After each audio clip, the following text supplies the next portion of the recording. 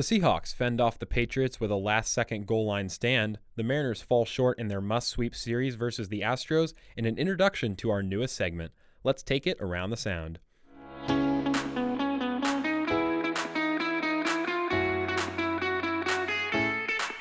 Hello, everyone, and welcome back to Around the Sound. We're on episode 4 now. We're chugging along with this thing. Got plenty of stuff to talk about. What a game by the Seahawks there in week 2. First off, we'll get to that in a minute, but I do want to shout out the social medias. Make sure you follow me on Twitter at @ThePeytonThomas. Make sure you follow the podcast on Instagram at Around the Sound Seattle. You can always watch this podcast in video format or in audio format, whichever you prefer. If you do want to watch it in video format, make sure you go to YouTube and search up PTOM Media, PTHOM space media, or you can listen to the audio of this podcast wherever you get your podcast. If you are a video watcher for this episode, you will notice there's something a little bit different. There is a slight change behind me. There isn't my beautiful logo up there like there is normally. Unfortunately, my adapter for the TV fell out right before I started recording, so unfortunately we don't get the logo back there, but it should be back next episode. I did order another one off of Amazon, and that should get here. So let's hop right into reviewing a really crazy Seahawks game. Really, what a game. I mean, for another game between the Seahawks and Patriots to come down to a final play with just a few seconds left on the clock, and of course it's on the goal line, just like Super Bowl 49. What a game. I mean, these are two of the best franchises in the league, and you really saw that on display. There's a reason that it was the primetime game on Sunday night. And the Patriots and the Seahawks, in the last decade, they are two teams that, in a league built on parity, they have been near the top year after year after year. Since Russell Wilson came into the league, the Seahawks, their worst year was 9-7 and missing the playoffs. And other than that, they've been right in the hunt for the NFC every single year. I don't really have to mention the Patriots' dominance in the AFC over the last decade with Tom Brady. Now it's a new era with Cam Newton. We'll get to how he played later in the episode, but the Patriots are still here, and we see that in this game. I thought they played a great game. But who really thought that Seattle was going to be able to stop Cam Newton on the 1-yard line at the end of the game? We'll start with the end because it was the most important play of the game. The Patriots lining up on the 1-yard line, 3 seconds to go. Neither team has any timeouts, but the clock stopped. This is the last play. The Patriots get in, they win the game. Seahawks are able to keep them out. The Seahawks win the game. And when they lined up in that same formation, this was a formation from the 1-yard line that the Patriots had been able to score 3 of their touchdowns on earlier in the game. Cam Newton had run in 2 touchdowns on the QB power play, the one that they actually ended up running. He scored 2 touchdowns, 2 rushing touchdowns on that exact same play from the 1-yard line earlier in the game. And the Patriots scored a 3rd touchdown using that formation, and Cam basically took the snap, acted like he was going to do that same running play, took 1 step forward, and then dropped back and found, I believe it was the fullback actually who caught that play-action touchdown. But the Seahawks had not yet stopped the Patriots when they were in that formation on the goal line. On both of Cam Newton's rushing touchdowns, there wasn't a single player on the defense that was even close to stopping him, and Cam Newton's a huge quarterback. He's like 6'5", 260 or something like that, something crazy. And I think he's the biggest quarterback in the league other than Ben Roethlisberger. I think Roethlisberger's got him just a little bit because I'm sure Big Ben eats plenty. But Cam Newton is certainly more athletic than, out of all the quarterbacks that have mobility in the NFL, he is the biggest by a significant margin of all of them. And no Seahawks defender had really gotten close to stopping him on either of his rushing touchdowns. They didn't really get close to him stopping the play-action pass as they were expecting Cam to run it again. And after the play, after the Seahawks were able to stop them on the 1-yard line, Pete Carroll said that he knew the Patriots were going to run the ball on that play. And in the third scenario where the Patriots were on the 1-yard line and ran that play-action pass play to the fullback, I think that was a really important moment in the game. If the Patriots didn't have to run that play-action pass, Bill Belichick knew if they didn't have to run that play-action play, the Seahawks didn't know that they were willing to pass out of that formation.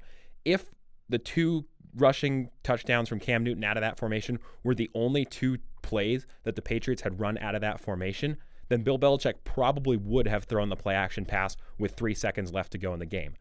But look at this from Bill Belichick's perspective. This is the 4th time you're running this formation from the 1-yard line. The first 2 times you run QB power, both times you have a big quarterback, you have a big offensive line against an inferior defensive line. You win the battle both times. Cam gets in easy.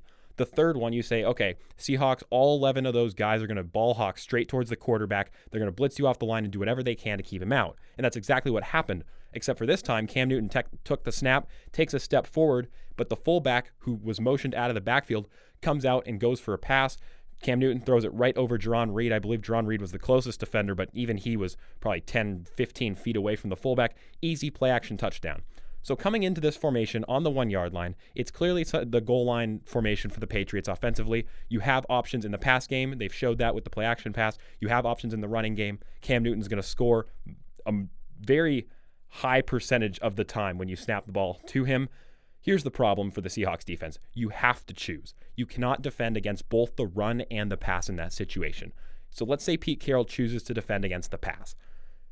There are 5 eligible receivers. There's going to be, in that formation, there was 2 big tight ends there was 2 tight ends on one side, 1 tight end on the other side. Cam Newton obviously in the backfield ready to take the snap, and there was a fullback. Sometimes the fullback was to the left of Cam Newton, sometimes it's to the right. Regardless, there's 5 eligible receivers. The fullback in the backfield, and then there's 4 guys up on the line who can all run. Other than the 5 offensive linemen, the 1 snapping the ball, and the guards and the tackles outside of him, everybody else is eligible. So if Pete Carroll chooses that he wants to defend against the pass in that situation, you're going to need to either play zone, where you drop off at least 4 guys into this goal line zone, where they each take a quadrant to the end zone, or you play man defense, where 5 of your 11 guys all have to watch eligible receivers, which leaves only 6 to get Cam Newton. And if they turn out to run the ball when you're defending against the pass, Cam Newton's going to walk right into the end zone. You have 10 blockers. You have 1 runner, Cam Newton, against 6 guys who are trying to get through the line. Let's say Pete Carroll defends against the run, and this is what we saw in the 3rd touchdown with the play action pass. You have 11 guys all defending against the run. They're committing that the quarterback is going to run the ball. They all swarm. They try to get to Cam Newton. Cam Newton just lofts it right over the top. So in this situation, you're sitting on the 1-yard line defensively, where Pete Carroll was with 3 seconds left to go in that game. You have to choose. You have to decide whether you have to run or pass. And this was almost a game of chess before this game, or before this play was snapped. You have 2 of the best, most experienced winning coaches right now in the NFL that are still coaching. I mean, the combined age of those coaches, I think Bill Belichick 68 and Pete Carroll 69. So a crazy, crazy experienced coach on either side. You have Pete Carroll looking across the field at Bill Belichick and thinking, is he going to run or is he going to pass? Because if you guess wrong, the Patriots will score a touchdown almost every single time. And even if you guess right, you still need a good defensive play to make sure that they stay out of the end zone. Pete Carroll knew that Belichick knew that he couldn't throw the ball. Belichick knew that play action play, the Seahawks had already seen that play, because that was how the Patriots scored their 3rd touchdown, or at least the 3rd touchdown out of that formation. So Bill Belichick knew, since the Seahawks had seen that pass play, Pete Carroll will most likely defend against the pass, so we're going to try to run it in with Cam Newton. The Seahawks haven't been able to stop Cam Newton all night. And I'm not going to blame Belichick for this at all. If I'm in Belichick's shoes, if Cam Newton had had the success that he had all game, blitzing the Seahawks on that QB power play, the exact same play he had scored on twice earlier in the night, I'm probably running the football with Cam again too. Pete Carroll knew that was the case. They were probably going to run the ball, and so he gambled. He defended against the run. You have to pick one. You can't try to defend both. If you try to defend both, you're going to get beat. He chose to send everybody at the quarterback. Pete Carroll sent his guys out there with 3 seconds to go and said, look, Cam Newton's getting the ball. He's going to try to score by himself, running behind that big offensive line. Go in there, get through the trenches, shoot a gap, and make a play. And ultimately it was LJ Collier who made the play. We'll talk about that later. But LJ Collier, the best moment for him in a Seahawks jersey. A lot of people thought he was going to be a bust, or he really has been so far. But this is going to instill a lot of confidence in LJ Collier. Seahawks win the game on that play in the most dramatic fashion. Clock ticks to 0, and the celebration afterward that ensued was really, really fun to watch. Let's talk about DK Metcalf. I thought his battle with Stephon Gilmore had to be one of the biggest storylines to take out of this game. Regardless of the result, DK Metcalf straight up won his one-on-one battle against Stephon Gilmore. And Stephon Gilmore is one of the best cornerbacks, if not the best cornerback right now in the NFL. I don't think there's very many people who play that position a whole lot better than Stephon Gilmore has. The last 2 years, he was Defensive Player of the Year either last year or the year before, and he absolutely deserved it. So for DK Metcalf, in his second year, this is really the biggest test of his young career. Going one-on-one, the Patriots are going to play a lot of man. They're going to put Stephon Gilmore on DK Metcalf because DK is probably the biggest big body threat the Seahawks have, so they're going to put Stephon Gilmore on him one-on-one, man coverage, guy against guy for a majority of the game, and that's what we saw. And in reality, DK took his lunch money. I mean, DK bullied Stephon Gilmore for the better part of this game, and it was really fun to watch. They were physical the entire night. It seemed like on every other snap they were getting into an altercation after the play. It was physical. It was a lot of stuff back and forth. And what I loved the most about it is the refs really weren't calling that much on either side, which you love to see. You like to see guys get chippy and kind of get away with it. You know, it's fun to watch two of the best in the game going after it for the full game. I mean, Gilmore made it a really physical night, made DK work, but it even resulted in a fight on the sideline. There was a fight where Stephon Gilmore, DK Metcalf ended his route over by the Seahawks bench. I don't know if Stephon said something or if it was a result of the physical play on, or the grabbing on that play, but I think everybody on the Seahawks bench got involved. They all swarmed onto Gilmore, and it took a little bit for them to unravel the fight. It was probably a good 30 to 45 seconds by the time they actually were able to separate Gilmore, and I think one or two more Patriots ended up on that sideline. There were even guys like KJ Wright or Jamal Adams who were getting involved in the action of the fight without their helmets on, right in the middle of it, backing their guy up. So it's great. It's great to see the team get together for an altercation like that. But there was no flags on the play. I mean, the refs kind of were willing to let it go. Nobody really threw a punch or did anything stupid like that to deserve to get a penalty. So, I mean, it was fun to see that sort of energy, just both guys absolutely giving it all. After the game, Gilmore wouldn't even mention DK's name. He was asked about, the battle and how DK sort of performed, and Stephon Gilmore completely deflected the question. He said he gave all the credit to Russ for the throw and didn't even mention DK Metcalf's name at all, which honestly, looking back at how the game was played, where DK torched Gilmore on DK's big touchdown. He torched Gilmore and basically drug him into the end zone. And he also had another play where he ran a curl route and caught the ball and basically drug Gilmore another 5 yards up the field. Anyway, DK gave Gilmore plenty of credit after the game. DK said, it was a great opportunity for me. He made the matchup physical for the whole game, that sort of tone, right? So DK is really being the bigger person here, in my opinion. He's the one that after the game is coming back and saying, look, it was a great fight. He's a great player. He made the game physical. And Gilmore, who ultimately lost the battle on the field, is coming back and won't even mention DK Metcalf's name, giving Russ all the credit for the throw. And he comes off as a little bit petty. So it's a PR win for DK Metcalf, and it's also a performance win for DK Metcalf with the big touchdown, being physical all night. He had plenty of catches and was really, really a productive receiver in what was overall a great passing night. And let's just talk about the passing night in general for Seattle. Another extremely productive night for Russell Wilson. The only blip on that record, on that passing record, is that pick six he threw on the opening drive of the game. That one's not even really on Russ. It was an unfortunate play. Russ had Greg Olsen coming across the middle, maybe 5 yards out, threw it to him right off the top of Greg Olsen's hands, right into the hands of one of the McCourty twins, and took it to the house. So other than that interception, I think Russ had 5 passing touchdowns. He had 288 passing yards. So a very, very effective night for Russ. And going into this game, I certainly thought that the Seahawks would run the ball a little bit more, especially against that Patriots front seven. The Patriots have a very, very good secondary, and I want to give Seattle a lot of credit for how they were able to work the ball through New England's secondary in this game. They absolutely torched New England's secondary. They were very effective at moving the ball, and if the Seahawks are able to consistently move the ball through the air this well, I really don't see any team in the NFL that's capable of shutting them down. Assuming Russ keeps dishing out the ball like he is, and Russ has been a very, very consistent player over the course of his career, I think most people expect Russ to put the team on his shoulders and make the right throw almost every time. And people are going to count on him, but how about the receivers? How about the catch from David Moore? David Moore had an absolute peach of a catch. He was moving backwards into the end zone right on the sideline. His toe hit the pylon, or his foot hit the pylon. He had to drag it back in bounds. Anyway, it was one of the catches that you would only ever see a pro athlete make. It was just that caliber of a catch, just a crazy play made by David Moore to get that.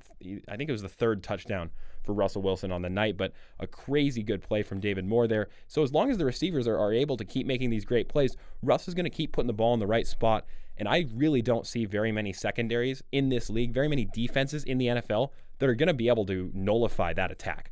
If the Seahawks are able to torch and break apart the Patriots secondary time and time again, like they were, I don't even think the Patriots secondary played a bad game. I thought the coverage was pretty good. I think the Seahawks were just better. I think Russ's throws were just better. I thought the catches by those receivers were just better. The routes, the play calling was great. Overall, this passing attack is one of the best in the NFL. I think maybe the Chiefs are the only ones who are more effective at moving the ball downfield through the air right now. In these last two games, I thought we'd see a much more run-based approach offensively. We did slightly see a more run-based approach in the first quarter, but as soon as it got down to it, as soon as Seahawks needed to pick up third downs, they were going to the air every time. It seemed like they were picking it up a decent amount of the time, but overall, a few big pass plays that all resulted in touchdowns. Chris Carson had one. DK had one. Freddie Swain caught his very first touchdown in a Seahawk uniform, so congratulations to him for his first touchdown. And David Moore caught that great touchdown as well. I mean, Russ is starting to make an MVP case for himself with these performances. I mean, through two games, he is probably the best player in the league through these two games. Long way to go in the season. He's going to have a lot more of these performances. He's going to have to remain consistent, but I think most people realize that Russ is very, very capable of doing this week in, week out, as long as he has the ball in his hands for 4 quarters. And that's the biggest difference. It's no longer that Russ has the ball in his hands for a quarter and a half when he's starting down 10 points. No, he's got the ball in his hands for all 4 quarters. Schottenheimer's willing to open up the playbook in the first quarter, take shots, make plays like that DK Metcalf play. DK Metcalf, he ran that little double move, tried to beat Gilmore to the outside. Russ puts the ball, that pass was a little bit short. I think he could have thrown it just a bit deeper for Metcalf. Metcalf, such a great receiver at this point, makes the play. I mean, he slowed down. He didn't give up the catch, didn't give Gilmore a chance, and dragged Gilmore into the end zone. I don't know. It would be really hard unless the Seahawks receivers fully dropped off and stopped making these types of plays. I think it'd be really hard to count out Russell Wilson in the MVP race because he's going to keep putting up performances like this as long as the players around him are going to keep performing consistently.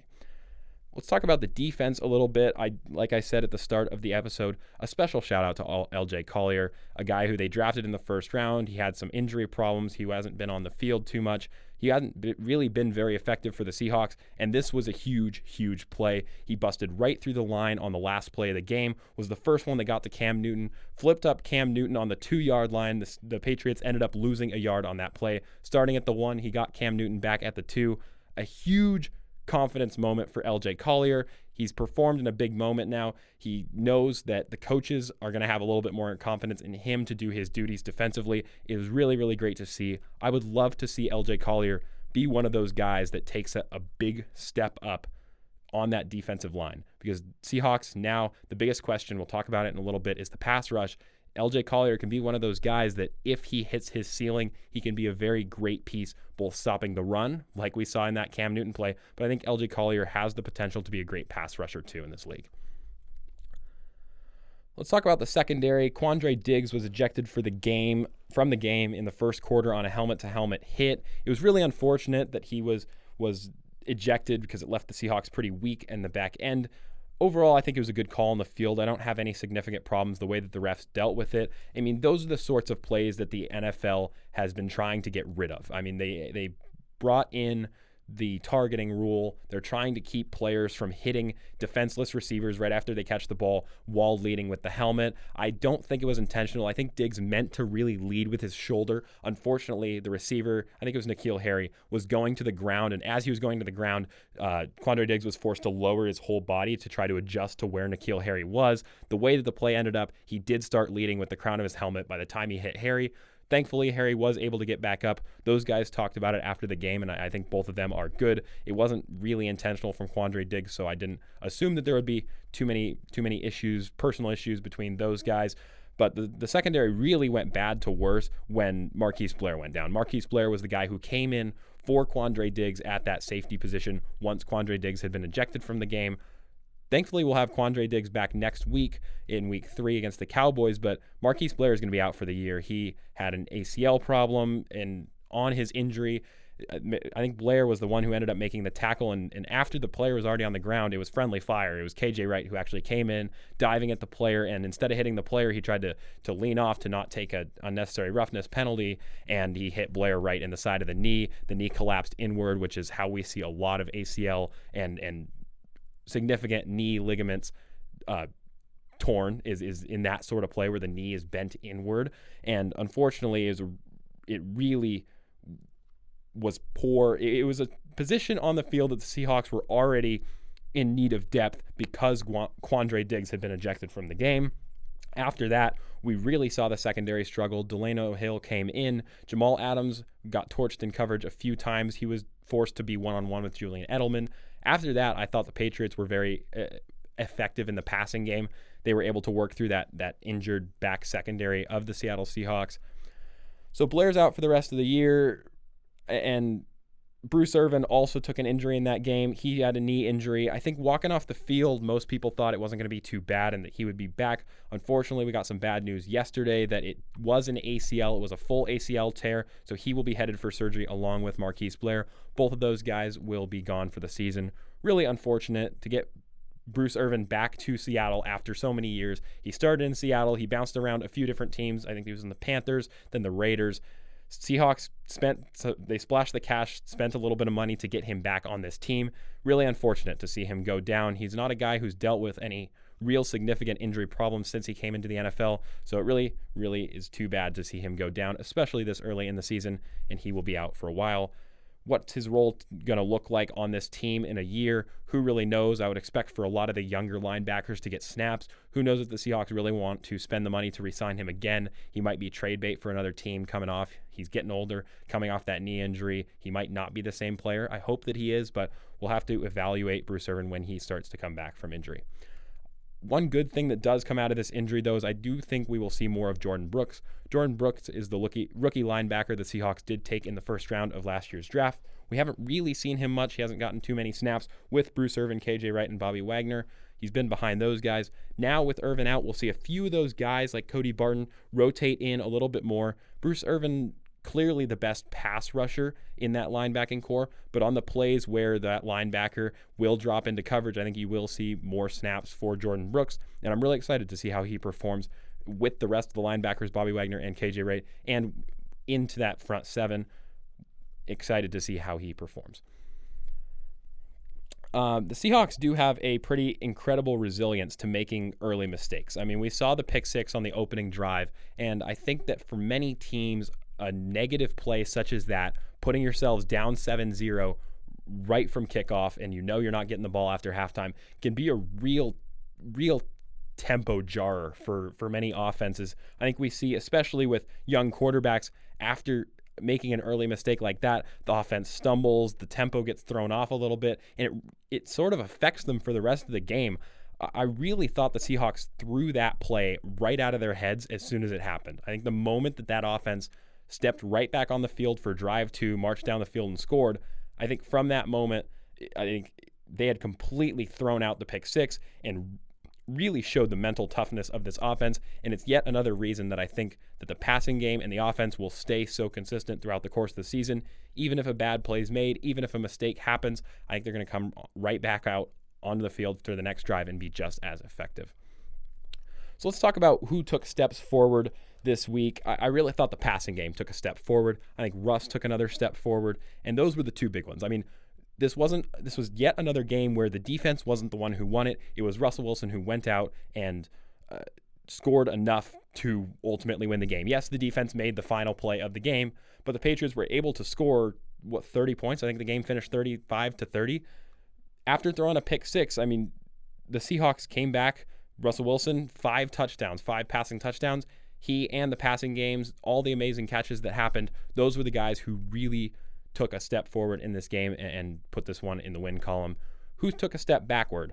I think the offensive line and the pass rush really took a step backward. The offensive line, 7 offensive penalties, 5 were on first downs. We saw Dwayne Brown pick up a bad holding call. We saw Damian Lewis this week, which I was disappointed to see that holding call after last week's really encouraging performance.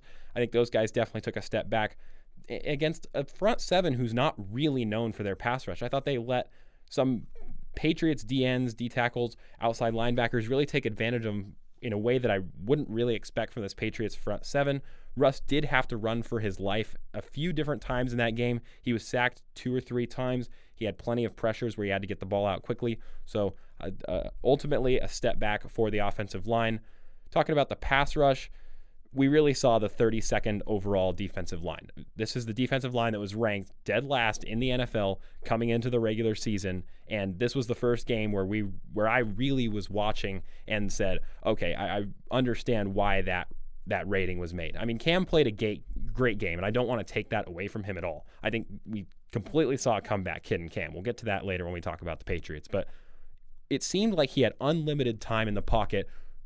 The Seahawks were rushing 4 a majority of the time. When they weren't blitzing, it wasn't like they were dropping 8 guys into coverage. They were rushing 4, and they were not getting to him at all. The offensive line for the Patriots, a good offensive line, but probably not the best in the NFL, and I felt like they completely nullified any pass rush and allowed Cam so much time in the pocket, especially when you're dealing with a weak secondary on the other end. When you give a quarterback 4 or 5 seconds of a clean pocket to throw in, even if you have great coverage on the play, you have receivers like Julian Edelman on the other side that are guys that have spent their careers using time from their quarterbacks to get open. And we really saw Julian Edelman torch this defense. It's a really tough ask of players like Jamal Adams, who are run stoppers first, to defend guys like Julian Edelman for 4 or 5 full seconds. The pass rush has got to make it easier on that secondary. That secondary was also the same one that was banged up due to the ejection to Diggs and the injury to Blair. That's why the Patriots, that's part of the reason why the Patriots were so effective on offense in that second half. I don't want to take anything away from Cam Newton, though. That was a vintage 2015 Cam Newton performance. I mean, he looked really, really good. I thought Belichick and the Patriots could still remain a contender in the AFC if they keep getting performances like that from Cam Newton. We weren't really sure how to gauge his Week 1 performance against the Dolphins. It is against the Dolphins, one of the worst defenses in the NFL. Dolphins did have a decent game this week against the Bills, so they might be turning it around in some fashion, but we weren't sure how to gauge that performance against the Dolphins. Nobody really knew what to make of the Dolphins' defense or how the Patriots were going to counteract that.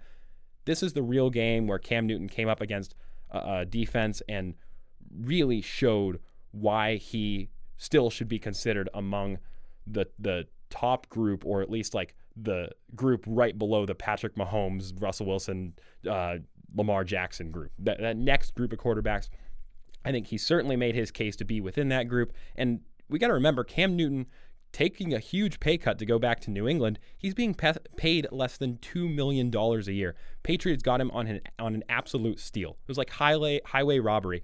And I saw a list of quarterbacks right now in the NFL who are being paid more than Cam Newton. And this is a truly incredible list. I'm going to list off all the names in a second, but this is a truly incredible list. All of these quarterbacks, I think most of them haven't even played a snap this year. A few have been thrown in due to injuries. All of them are backups. I think all of them are backups right now in the NFL, all making more than Cam Newton. And if you look at the performance that Cam Newton had on Sunday night, you wouldn't believe that Cam Newton isn't one of the top 10 paid quarterbacks in the NFL. Let's get to the list. Andy Dalton, Blaine Gabbert, Brett Hundley, Colt McCoy, Jeff Driscoll, Chase Daniel, Case Keenum, A.J. McCarron, Chad Henne, Matt Schaub, Matt Barkley, and Nathan Peterman. And the greatest part of that list gets towards the end when you get to Nathan Peterman, one of the worst quarterbacks to ever start an NFL game. He was terrible. All of those guys. The list just keeps going on and on. When I first saw this list, I thought it was going to be 4 or 5 quarterbacks long, just a few guys like Andy Dalton who maybe were coming off big contracts, taking a backup job. But no, I mean, this is a hefty list of quarterbacks all making more than Cam Newton. If Cam is able to stay healthy and keep putting performances like this, he's going to be Bill Belichick's and maybe Bill Belichick's last long-term quarterback. I don't see Bill Belichick being around too much longer, but he's in store for a big payday if he's able to get to that next contract with the Patriots and if they want him and see him as a long-term option. Seahawks play the Cowboys Week 3. We'll have previews for that game on Saturday's episode, but I do want to shift into talking about the Mariners for a little bit. The Padres took 2 out of 3, which left the M's 4 games back of Houston heading into the series. In the game on Monday night, the first opening game in the series against the Astros, was a blast to watch. It was really, really fun. I was able to sit down and watch the whole thing. Marco Gonzalez stepped it up, had his biggest performance of the year. He was dealing. He had 8 scoreless innings, 7 hits, 6 strikeouts, and he's got a 3.06 ERA for the year. He probably has about one more start in the rotation before the season's over, but Marco has really taken the next big step in his development. The Mariners were looking for him. He's their number one right now. They were looking for him to take the next big step into being that ace sort of guy, the guy that you can expect to go out and mentally those hitters know that they only need to score 2 or 3 runs in that ball game to win it, because Marco's going to be on the mound. He's consistent. He's going to keep that ERA extremely low. The Mariner bats got hot late. They didn't get a single hit until the 6th when they finally broke Lance McCullers.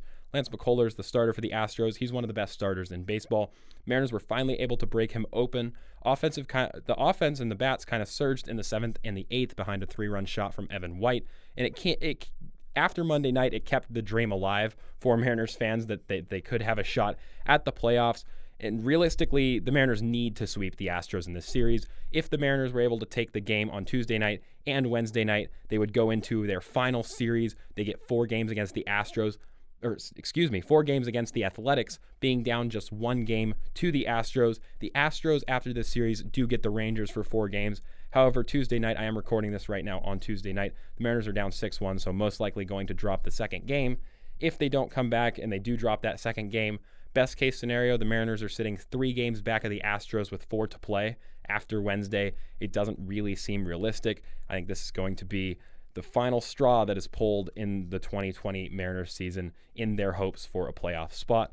But I really feel like to be in this position, if the Mariners knew that they would be in a position to possibly make the playoffs, one of those playoff spots with less than a week to play, I think you take it. I mean, this was the next step in the rebuilding year. You were going to bring more of those guys up. You were going to bring the Fraleys up. You were expecting a small jump from Kyle Lewis. You got a massive jump from Kyle Lewis. He was the biggest positive of this season. You couldn't really have more of a dream season from Kyle Lewis, but you wanted to see guys like Evan White get a bunch of more major league action. You want to see like guys like Justice Sheffield in the starting rotation get much more experience, and it really sets the stage for next year for guys like Logan Gilbert to step up, guys like Kelenic to step up. You'll see a lot of him next year, and we're just getting closer to seeing more and more of those prospects come up from the inter-squad site, play in the majors. And overall, I think if you're a Mariners fan, you've got to be optimistic for where this team is going.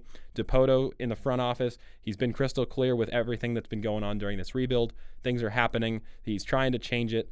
And overall, I think that the Mariners are going to be a fun team to watch next year. All right, I promised you guys a new segment. It's the last thing we're going to talk about on this episode, but I promised you a new segment. I've been wanting to do this for a while, so I've corralled a list, some things, and we're going to do On This Date in Seattle Sports. I also got a theme song to go along with it. On this date in Seattle sports, it's exactly what it sounds like. We'll take a moment in Seattle sports history throughout the year where we'll highlight a moment that happened and one of the most significant moments in Seattle sports history. And on that date, we'll go back, we'll review it, we'll talk about it, we'll retell the story, retell the history of exactly how it happened. September 24th, 2012 is the date we are highlighting for this episode of Around the Sound, which will be Thursday of this week.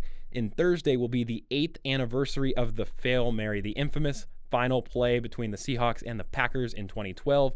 Let's go back in time and relearn how everything played out. Now, keep in mind, this is all according to an ESPN article from the best Monday Night Football moments. NFL had replacement referees that night due to a dispute between the referees and the NFL. In the dying moments of the game, Seattle is down 7-12, needing a touchdown. On the last play of the game, a Hail Mary is called for young rookie quarterback at the time. Rookie quarterback Russell Wilson. Pass to the end zone is caught first by the Packers safety M.D. Jennings. However, as he fell toward the ground, Golden Tate was able to get a hand on the ball and attempted to wrestle it away. As the players fell to the ground, it wasn't really clear who had come up with the ball. The initial call from one referee was a touchdown. If you guys remember the Hail Mary game, one of the refs signaled touchdown. The other one signaled an interception and a touchback for the Packers. After several minutes, the refs went back. They reviewed it. After several minutes, the refs determined that it was a shared possession and ruled it a touchdown for the Seahawks. Seahawks win the game. I still remember the visual of all the Packers players going into the locker room after they had lost the game, with their helmets off. And after several minutes where the refs had reviewed the play, there was a brief moment where the Packers players thought that they would have to come out and snap another play, because I feel like there was still like 2 seconds out on the clock or something, or it might have been the extra point. But they had to come back out on the field and grab their helmets out of the big bin. And overall, looking back, I think most people recognize this as a bad call, and it should have been ruled an interception. M.D. Jennings, the safety for the Packers, had the ball in his hands first. Then Golden Tate was the one who got his hands on it as they tried to go to the ground.